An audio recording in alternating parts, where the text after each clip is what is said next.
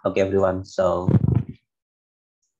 this afternoon, the discussion is very interesting because actually it is part of the discourse studies, and one of them is talking about language metafunction. In some other perspective, it is called as the systemic functional linguistic or systemic functional grammar. And some other perspective, it is called as the modern grammar. But some other linguists, they call this as the language metafunction. So when we talk about language metafunction, you are going to deal with some other theories like ideal meaning, interpersonal meaning, textual meaning. And I guess this theoretical framework will be fruitful for you while you are interested in analyzing like logo, like slogan, like iklan, like anything else. So your perspective is about language engineer, the way how to modify the language in use, all right, in some kind of many other things like produk-produk iklan, like iklan dalam televisi, media sosial, and so on and so on. So it is called as the language metafunction.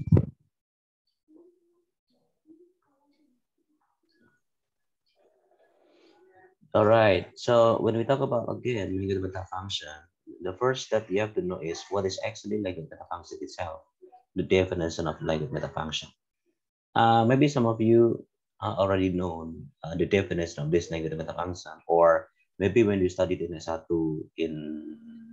in other graduates, all right, you got this mata kuliah through discourse or through pragmatics or through systemic functional linguistics or somebody else. But the things that you have to remember is when we talk about language metafunction, it will in line with the systemic functional linguistic or systemic functional grammar. All right, systemic functional linguistic or systemic functional grammar. So Halliday's mentioned that there is a part of modern grammars, it is not traditional grammars, that grammar is seen through different perspective, through systemic, not through form, all right, through meaning, not through form. Then when we talk about systemic functional linguistic or systemic functional grammar, it is separated into three kind of meanings.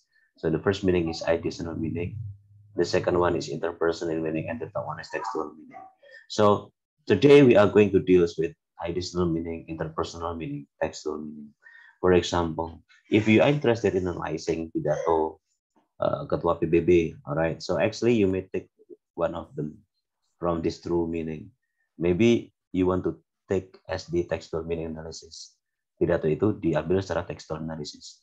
Or pidato itu diambil secara interpersonal meaning analysis. Interpersonal meaning analysis. Or through additional meaning analysis.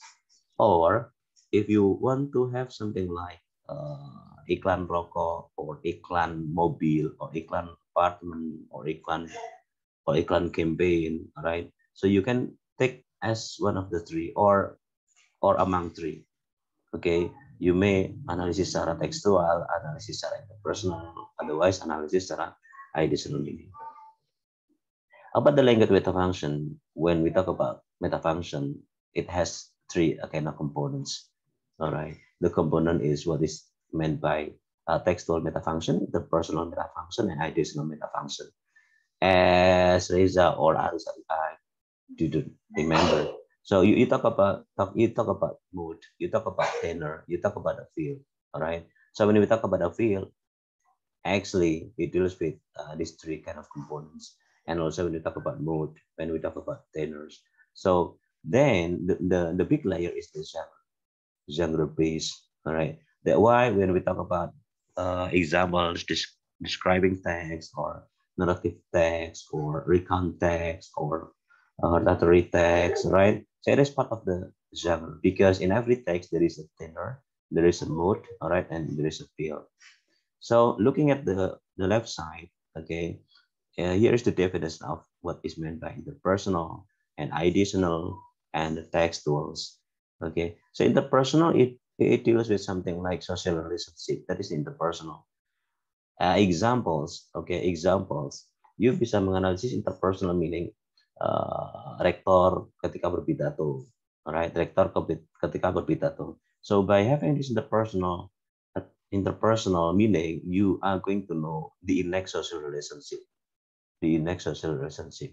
Otherwise, if you want to have additional meaning, All right, it is talking about the experiences. It is ideas and meaning. And the textual meaning is the link complex. That's why textual meaning you will have to pass. Okay, theme and rhyme. Mana yang close theme, mana yang close rhyme, mana yang unmarked theme, mana yang marked themes, dan seterusnya dan seterusnya. So maybe you are questioning, Pak, teks apa saja yang bisa dianalisis secara meta function? Semua teks bisa. Alright, semua teks bisa. I still remember almarhum Bu Ratna itu menganalisis kitab Injil Perjanjian Baru kalau nggak salah. Itu secara interpersonal meaning. Ya, secara interpersonal meaning. Bisa juga teks Al-Fatihah itu kita analisis secara textual meaning atau secara ideational meaning. Di dalam ideational meaning, we are going to know, alright, we are going to know mana yang lebih banyak. Apakah banyak imperatif, apakah banyak question, oke, apakah banyak deklaratif. Nah, dari situ kita bisa melihat bahwa oh ternyata Allah lebih meminta kita untuk melakukan sesuatu. Oh, Allah menanyakan kepada kita nikmat mana yang kau dustakan. Oh, Allah meninstruksi kita untuk melakukan berpuasa dan seterusnya. Nah, itu kita bisa analisis secara interpersonal meaning. Okay. So here is the example of the image. Okay, the example of the image like when you have protocol solid. Okay, protocol solid vitamin C and calcium. So the title is this. The name of the brand is this. All right. And then Nata de Coco coconut fiber. It is the name of the product. Okay, that's the name of the product. Of course, you are familiar with this kind of products. Okay. Pasti sangat familiar dengan produk ini, right? Then no green tea. There's no green tea, right? Very familiar product. You can find this in supermarkets, Alfamart or in the market. Hemaviton Energy Drinks is also familiar, alright? Nah, actually produk-produk ini adalah produk-produk yang saya gunakan, alright? Ketika saya S2 dulu 2005, 2008. Ketika saya S2 dulu saya menganalisis ini. Oke, produk-produk ini saya analisis menggunakan pendekatan language meta function. Pada saat itu language meta function belum populer, masih baru-barunya ilmu yang diperkenalkan di UNES waktu itu. Ya, belum banyak yang mengambil thesis tentang itu. Alright. Kemudian Neste Beer brand ini juga familiar, Greenfield juga familiar. Maybe the question is kenapa kok saya tertarik dengan hal-hal seperti ini ya? Kalau kita analisis dari awal, right? Semua produk ini kan produk drinks, right? Semua ini kan produk drinks ya. Nggak ada makanannya. Produk drinks karena memang saya lebih spesifik pada drink labels. Ini namanya labels. Nanti dalam produk-produk ini di sana ada bahasa Inggrisnya, right? Ada bahasa Inggrisnya. So next is the background, analyzing text using language meta function. Jadi whatever the text, we can analyze it using language meta function, right? So in business, English is used as a means of producing goods and services for profits. Ya, semua bisnis baik itu jasa maupun perdagangan, actually they use our language, they use bahasa Inggris terutama, alright. Kenapa? Karena untuk menaikkan citra produk. Itulah kenapa es teh lebih murah daripada ice tea misalnya. Es krim lebih murah daripada ice cream. Es jeruk lebih murah daripada orange juice dan seterusnya. Ya karena itu, right, untuk menaikkan profits. In giving services to customer, promote the product, the American of language that are used by producers. Nah, peran kita itu sebenarnya bisa di sini. Kita sebagai language advisors atau language architect atau language engineer untuk menciptakan bahasa-bahasa yang kemedol. Right. The English used in drink labels tadi adalah drink labels represent a form of written. Wait.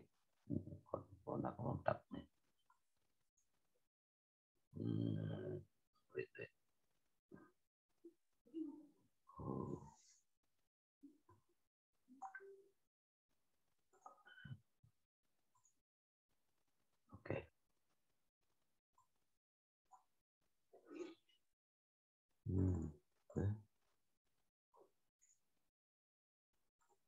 Okay.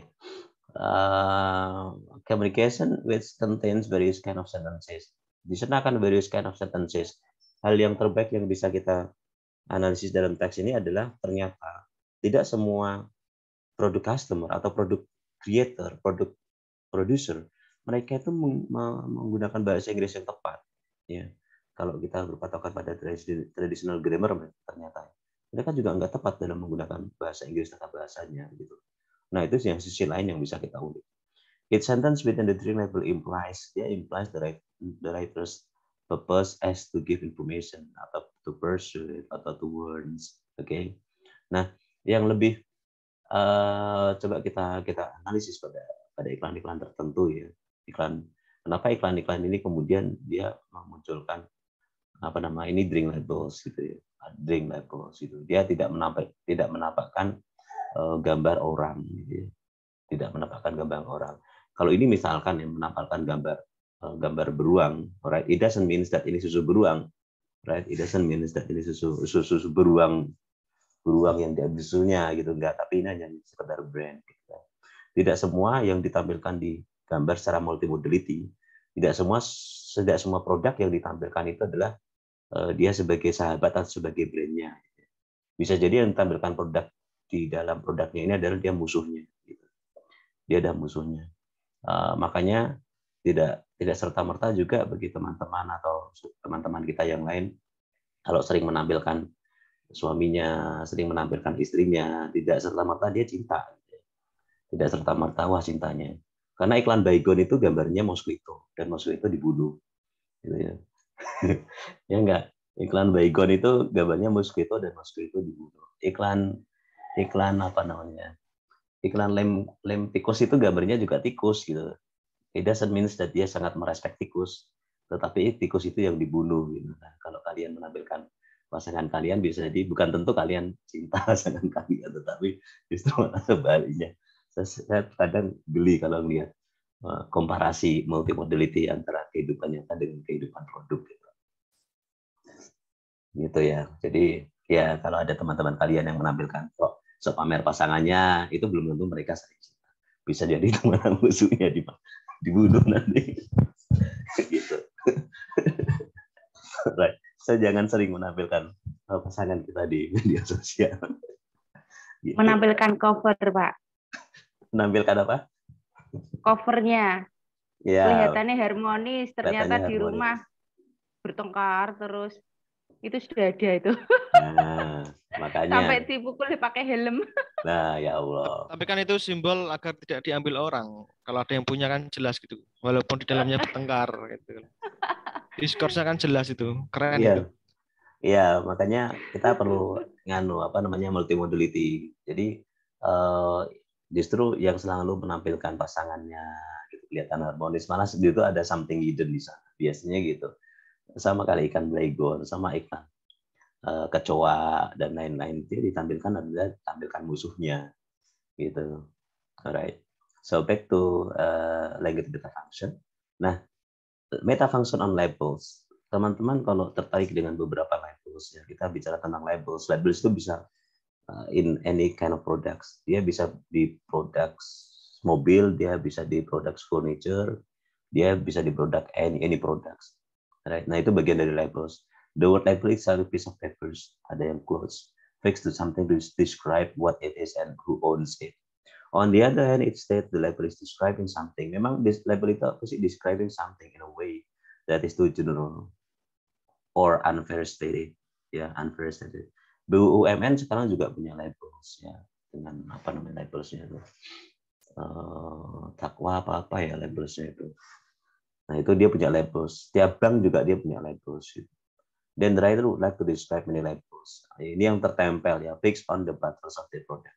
Coba kalian kalau masih ada produk di rumah, coba dilihat produknya. Pasti di sana ada labels yang tertempel di produknya.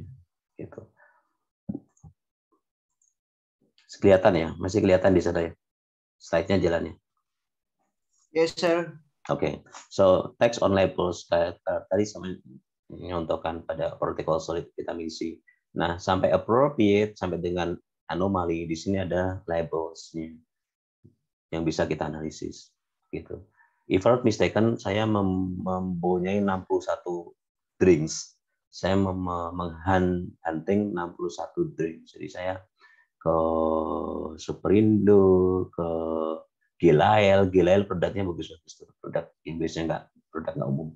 Ke Gilael gitu-gitu, cari 60 data, 61 data. Dari 61 data ini bagiannya beberapa.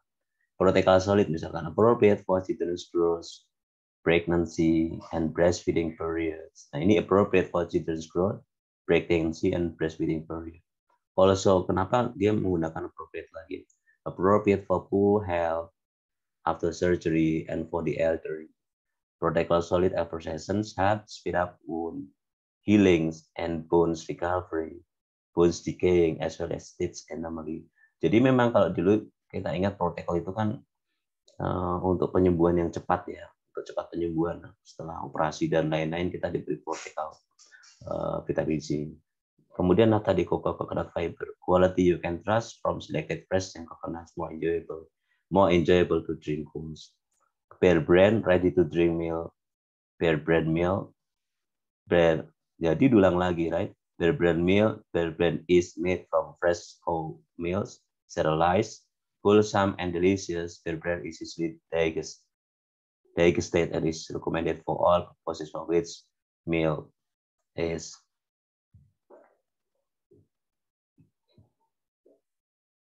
Nah, dari itu kemudian we can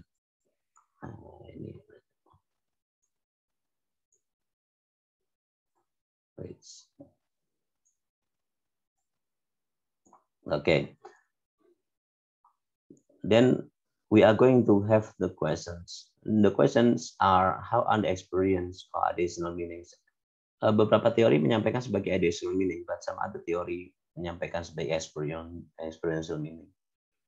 Alright, and then how are the interpersonal meaning realized, and then how are the textual meaning realized. Jadi ada 3 meanings yang nanti akan kita elaborasi dan kita explain. Nah, ini functional grammar ya, language metafunction, functional grammar. Pada functional grammar kita menganalisis clause itu dengan meaning atau dengan functional. Or if you're interested, bukunya bernama Garrett and Wickhouse. Functional grammar is a view language as a resource for making meaning. Jadi making meaning, not making form. Kalau traditional grammar dia memakai making form. This grammar attempts to describe language its actual use and so focus on text and their context. Focus on text and their context. Jadi dia nggak akan lepas dari konteks. Tadi ada code, ada field, ada theme. They are concerned not only with the structures but also with how those structures construct meaning. Functional grammar start with the question how are the meaning of text realized. Jadi selalu bertanya maksud dari teks ini itu apa. Dia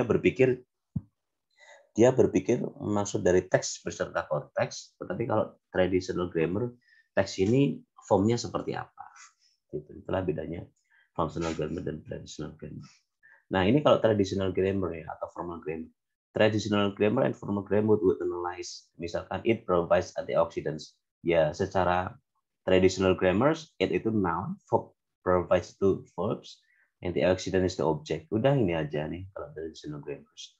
Alright, but systemic grammars, on the other hand, labels element the clause is the term function is playing that cause rather than by words. Kita tidak mengartikan sebagai by words. Kalau dia ada time flies like on the rose. Jadi time itu dia sebagai apa sih? Actor, participants, dia participant as the actors. Flies dia adalah proses. Right? Flies material process. Material process. Material means do something. Right? Like an error, dia circumstances, manners. Yeah. Circumstances ada manners, ada times, right? Ada place, and so on. Like Tim told of a tragic case, Tim participant. Kenapa yang di atas the participant actors dan dia sebagai participant sayers? Karena di sana ada told. Told itu tidak material, told itu adalah proses, tetap proses, tapi verbals. And circumstances jadi dia matters, case ya. Dia sebagai matters. Nah, dari sini kita bisa melihat secara simple bahwa oh ya memang functional grammar it is not easy as traditional grammars. We have to get to understand alright in every clause. Like kenapa time di sini menjadi actors, lalu time di bawahnya menjadi sayers. Kenapa flash kemudian materials dan dia verbals. Alright, di sini manners dan di sini matters. Gitu. That is the functional grammars. Kenapa? Karena dari participant processes circumstance atau actor, material, and manners kita bisa menganalisis nanti. Alright, kita bisa menganalisis additional meaning-nya adalah seperti ini. Itu nantinya. Nah, when we talk about additional meaning or experiential meaning itu terdiri dari menjadi 3 indicators. Ya, terdiri dari indicators. Maka kalau kita when I am mentioning material process, ini loh sebenarnya apa yang dimaksud dengan material process? Processes that describe what is happening or being done in the external material worlds. Itu adalah material process. Lalu bagaimana dengan relational process? Processes which simply describe relationship. Kalau di sana ada relationship antara subjek dan objek, maka dia relational process. Right? Seperti saya adalah seorang dosen, itu relational process. Oke, saya sedang belajar, dia material process. What is happening? Oke. Nah, projecting process which project the inner words by speech atau touch. Alright, projecting process. Okay, so like the more elaboration about what is participants and what is materials and what is circumstance like this. The distinction between materialization process, perbedaannya is not an arbitrary one. It is a distinction between doing and simply being. Jadi kalau material itu adalah doing, ya. Kalau relational itu adalah being. Saya sedang berada di matahari, itu being, berarti dia relational process, gitu. Kalau misalkan kemarin saya pergi ke Jakarta, nah dia material process, kenapa? Karena dia doing, gitu, right? In material process, when participants functioning as actors and agents. Jadi nanti partisipan itu bisa sebagai actor atau bisa sebagai agent. Nanti tergantung pada prosesnya, Typically, there's something often which affect another participants and the goals. In a relational process, one participant is related to its identity and attribute or circumstances. Jadi di sana nanti ada actor, ada agents, ada goals, ya, ada attribute, ada identifiers, are all we call participant roles. Gitu. Okay, and perbedaan between material and projecting process is not arbitrary either, but reflects the purpose of which language serves. It is only represent activity in outer words, but also project in inner words concisely. Perbedaannya pada participant roles. So that while the two basic participants in material process plus are actor and goals, kalau dalam material process, the participant in projecting process dia ada sayer atau sensors. Sensors. Saya sedang mendengar itu sensors, alright, mendengar, mengucap, merasa. Alright, this following 3 clauses. So processes that are very differently constructed in this. Contoh pada additional process. I open the door. Open itu kenapa material process? Karena dia adalah doing. Alright. I am a teacher, itu relational process. Kenapa being? Karena being a teacher. Okay. Then projecting process, a sensor, right?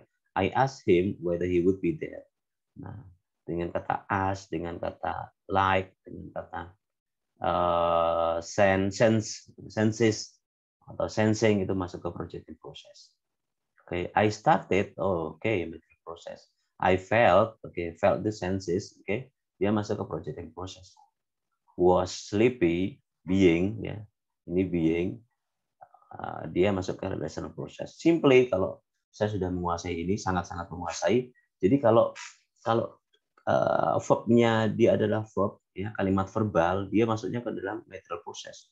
Open, buy, drink, eat, go, dia masuknya ke material process. Tapi kalau dia sana adalah verb be, ya, verb be kalau dia kalimat nominal, kalau dia kalimat nominal, dia masuknya ke relational process.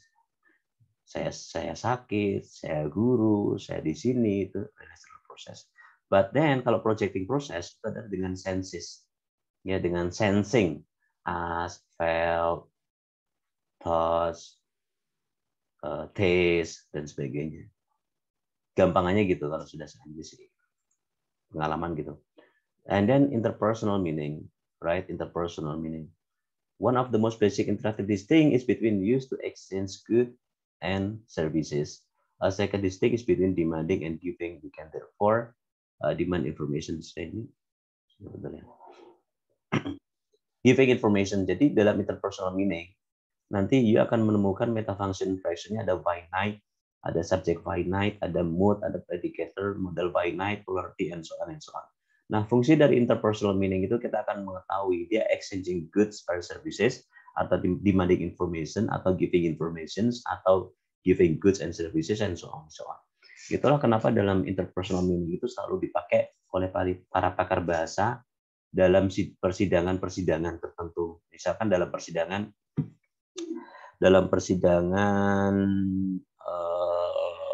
hate speech ya, dalam persidangan hate speech.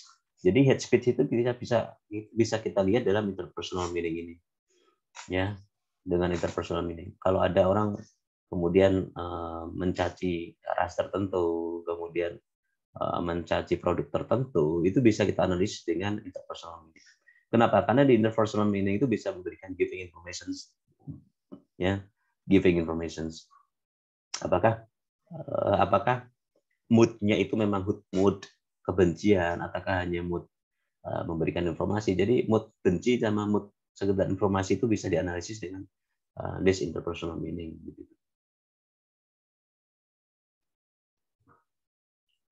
Alright.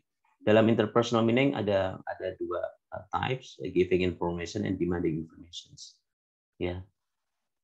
Yang berbentuk declarative moods, oke. Demanding information berbentuk interrogative moods. Nah, contohnya in the final scenes, Euripides displays this.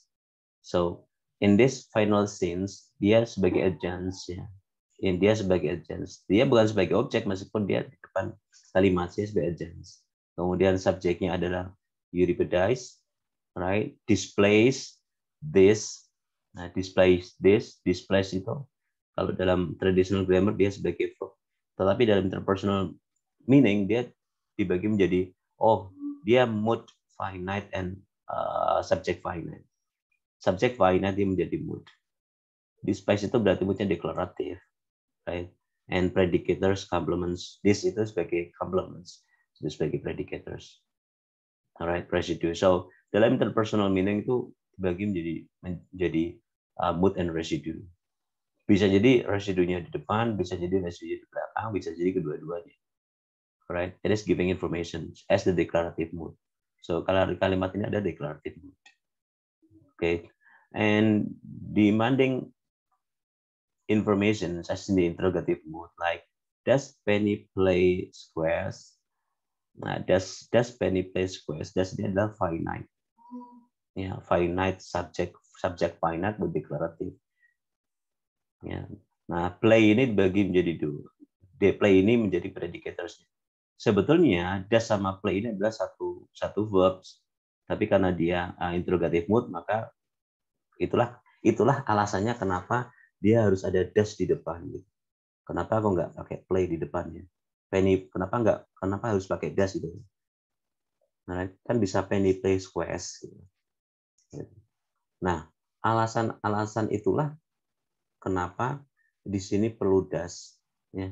Kenapa? Karena play ini adalah dia kata play itu dibagi menjadi dua sebetulnya. Finite dan predicator. Kata display ini juga menjadi dua, dibagi menjadi dua. Finite dan predicator. Ini kurang menjorok ke sini ya. Finite dan predicator.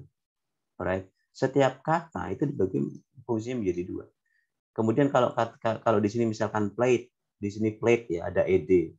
Maka juga dibagi dua, finite dan predicator. Tapi finite-nya di sini adalah finite did. Oke, finite did.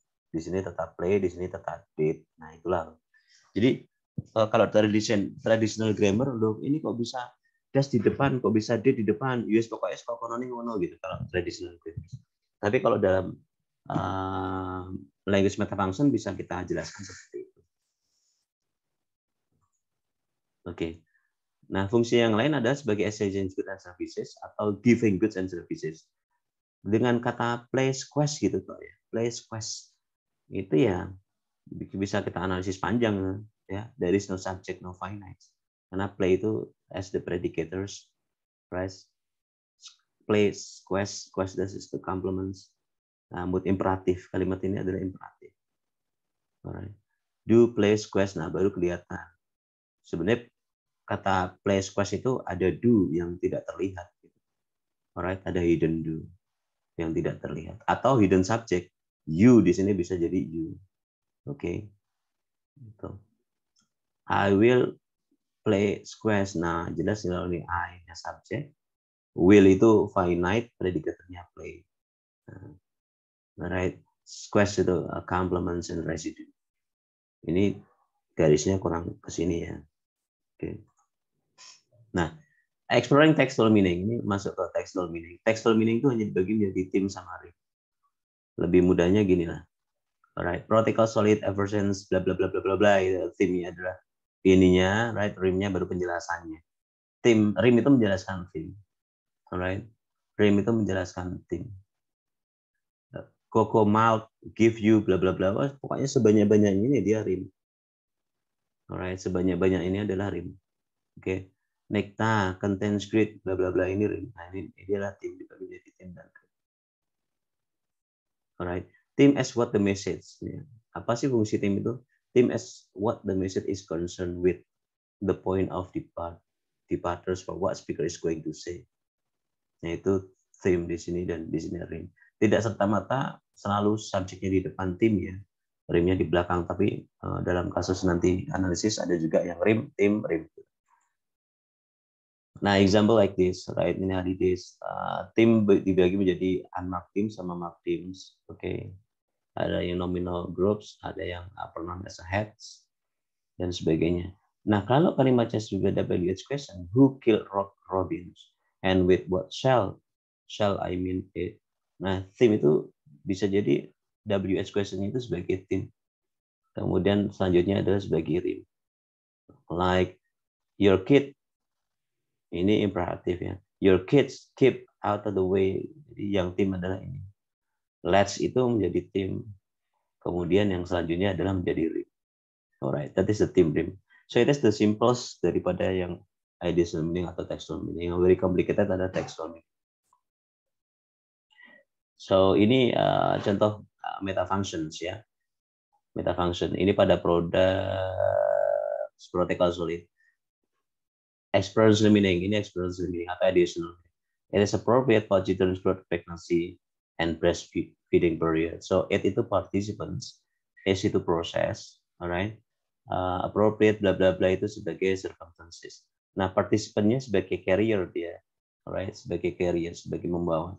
Is-nya adalah relational. Kenapa? Karena being ya, being. Jadi protokol solid itu menjadi cocok untuk bla bla bla bla. Tidak mencocokkan tapi menjadi cocok. Sama halnya dengan ini ya, is proses relational. Nah, kalau ini proses materials, protocol solid efficiency help speed up. Oke, helps itu menjadi proses materials. Ya, proses materials partisipasinya adalah dia sebagai actors-nya dan wooden healing bones jadi dia sebagai goals. Ya, di sana ada aktornya protokol, goals-nya apa sih? Mengurangi pembengkakan dan baik untuk tulang. Nah, ini contoh yang apa itu tadi? Contoh yang experiential meaning. Kemudian contoh yang interpersonal meaning. Oke. Di screen kalian terlihat apa itu? Di screen Meta kalian. function analysis, sir. Tuh. Meta function analysis. Engage in string adults, engage in string adults. Appendix 4, Appendix 5, Appendix 3. Sir. Belum. Tadi saya udah jauh kemana-mana. Ini sampai mana ini? Exploring interpersonal meaning. Oke. Interpersonal meaning, terus tadi berarti nggak jalan ya slide-nya. Ini? Ini jalan. Ini meta function analysis. Yang Oke. terakhir ini, Syah. Oke, yang terakhir ini. Kalau ini Meta function analysis. linknya kelihatan nggak linknya? Yes, sir. Kelihatan. Apa? Melihat. English in drink, English in Platos, drink. appendix 3. English Edring label expeditory clauses Itu apa namanya? meaning to. Itunya bisa terbaca nggak? Apa namanya? Hyperlinknya? Bisa. Bisa. Apa? Yang terbaca yang paling bawah, Pak. English in drink labels appendix 4. Clauses textual. Oh, sorry. Mungkin saya belum memberikan anunya ya. Belum memberikan itunya ya, jadi nggak bisa kebaca ya. Ya, mungkin Hyperlink. mengambilnya bukan dari link, Pak, atau copy ketinggalan, Pak. Iya. Sorry, belum ketinggalan. Oke. Nanti saya berikan ke grup saja. Nanti saya berikan grup aja nanti. Nah, your future project ini kelihatan ya? Yes, sir. Oke, ini kelihatan. Good. So your future project is, coba kalian persiapkan untuk membuat mini research, right? Nanti template-nya saya buatkan. Dan sebagai bahan untuk persiapan UTS ini. Your future projects, tasumnya adalah you bisa mencari labels, right? Mencari labels atau mottos, okay, or slogans, right? Or signs, or advertisements,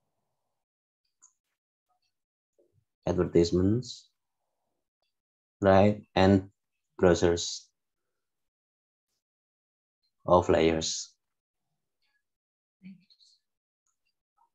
Oke.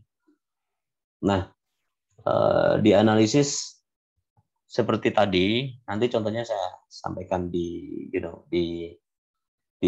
mana di Spada, bisa di-download di sana atau saya berikan di grup ya, cara mengerjakannya nanti bisa lihat tesis saya. Nah, itu cuma apakah ketiga-tiganya mampu ya? Nggak apa ya? Atau pilih salah satu. Any ideas? Okay, sir. I have idea. Maybe which are the most used in our life, our related intelligence. Actually, I don't mind to do that all three kinds of meta linguistic, but maybe which are the most used in our teaching. So thank you. Yeah, and the most occurrence in our academic society is about interpersonal meaning. Interpersonal meaning. So interpersonal meaning, and you may take a look on my Google Cendekia, ya. Risetnya Pak Dias itu tentang interpersonal meaning itu banyak, nanti bisa dilihat. Atau additional meaning itu ada satu atau dua gitu tentang additional meaning, textual meaning karena dia very simple maka dia nggak begitu menarik kalau textual meaning. Tapi sebenarnya bisa menarik kalau kita menganalisanya secara mendalam. So, okay, kalian boleh milih interpersonal meaning atau additional meaning. Alright, it will be up to you. Milih antara itu, additional meaning atau interpersonal meaning. Karena interpersonal meaning lumayan agak complicated, but challenging. So labels, any kind of labels boleh. Oke, tapi jangan sedikit ya. Kalau sedikit nanti ya kelasnya lebih dari 10 lah ya. Lebih dari 10. Moto, beberapa moto perguruan tinggi misalkan ya. Sains, tanda-tanda di mana gitu. Misalkan di kantor tertentu ada ucapan-ucapan gitu, di sekolah ada kata-kata mutiara atau apa gitu. Atau iklan atau brosur. Oke, nah itu banyak. Ya, ada ya. APA. Betul. Nanti template-nya saya siapkan.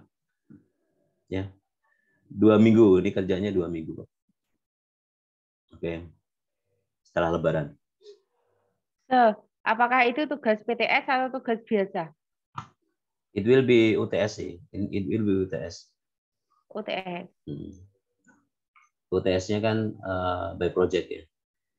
Ini yang disebut dengan mini riset.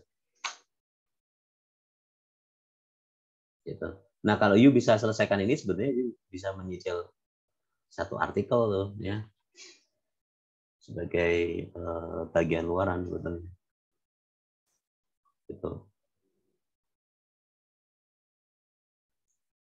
Thank you. Nanti materinya akan saya share. Oke.